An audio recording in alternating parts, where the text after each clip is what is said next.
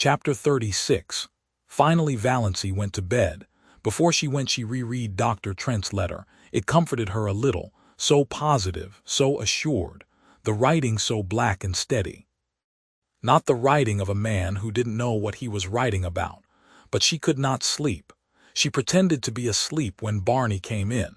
Barney pretended to go to sleep. But Valancy knew perfectly well he wasn't sleeping any more than she was. She knew he was lying there, staring through the darkness. Thinking of what?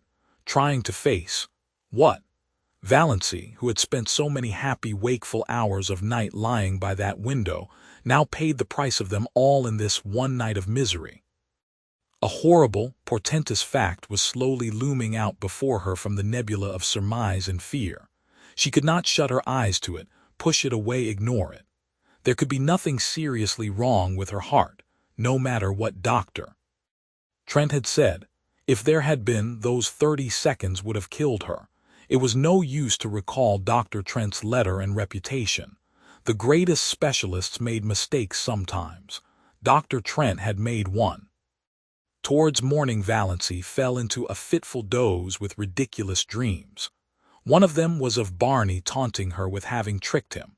In her dream, she lost her temper and struck him violently on the head with her rolling pin. He proved to be made of glass and shivered into splinters all over the floor. She woke with a cry of horror, a gasp of relief, a short laugh over the absurdity of her dream, a miserable, sickening recollection of what had happened. Barney was gone. Valancy knew, as people sometimes know things, inescapably, without being told, that he was not in the house or in Bluebeard's chamber either. There was a curious silence in the living room, a silence with something uncanny about it. The old clock had stopped. Barney must have forgotten to wind it up, something he had never done before.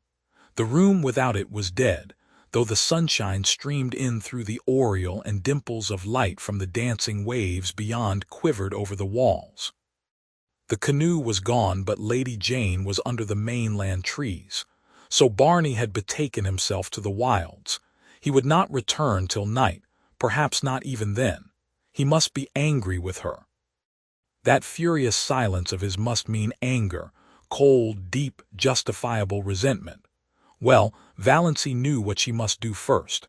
She was not suffering very keenly now. Yet the curious numbness that pervaded her being was in a way worse than pain. It was as if something in her had died. She forced herself to cook and eat a little breakfast. Mechanically, she put the blue castle in perfect order.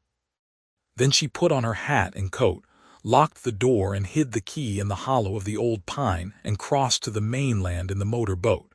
She was going into Deerwood to see Dr. Trent. She must know.